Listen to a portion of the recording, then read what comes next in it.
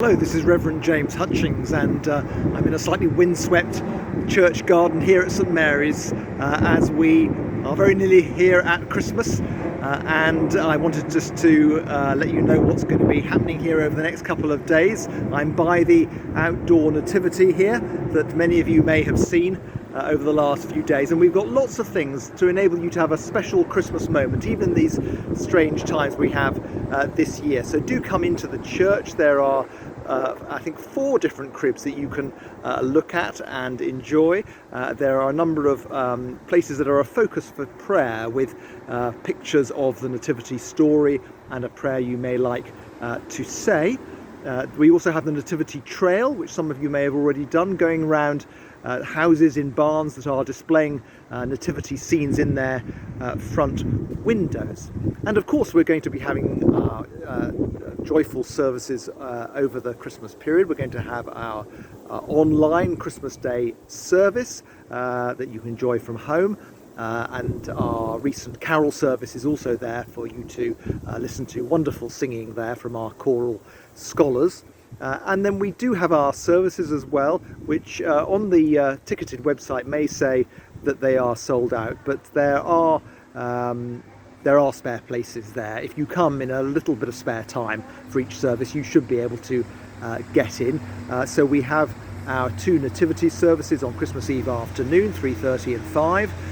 We also have our midnight services, as it were. We have one at 10 and one at 11:30 on Christmas Eve. That's a communion service, simple communion service. And then on Christmas Day we have our 8 o'clock communion, which is unticketed, and then we have our all-age Eucharist communion service at 10 o'clock, and then at 11:30 an informal service for Christmas. So lots of opportunities to join in with those. And what I love about the Christmas story is that it's one that we can place ourselves within, whatever our circumstances, whatever Christmas is like for us this year, or any year indeed. So you may relate to the experience of Mary and Joseph as a parent, or as somebody whose life has been turned upside down over this past year. Nevertheless, they were the ones who were chosen by God to care for God's very self as he became flesh in the world.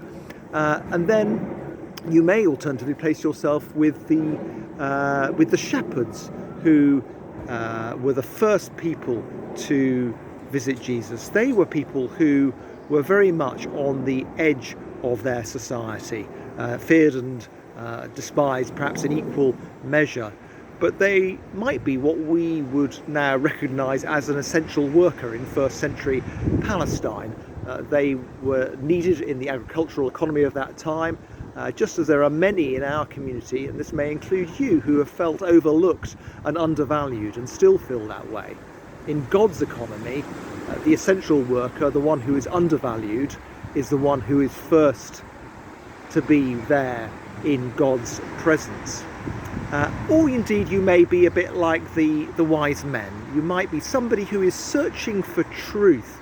You may not relate directly to the Christian story or to any religious story, but you may have a sense, and I think many of us have had this over the past few months, of a greater sense of personal spirituality. Well, place yourself in this story and have a fresh look at it and dwell within it, meditate within it, pray within it over these coming days. Whatever it is, wherever you are, there is a place for you in this story, as we know that God has a place for each of us in his home. So I pray that whatever your circumstances this Christmas, it may be a joyful and blessed one for you. We live in that great Christian hope, the hope that God is a God of good news. God is a God who is on our side. He is with us when times are tough, but he will be with us and will see things through with us to the end. Have a very happy Christmas and a hopeful and blessed New Year. God bless.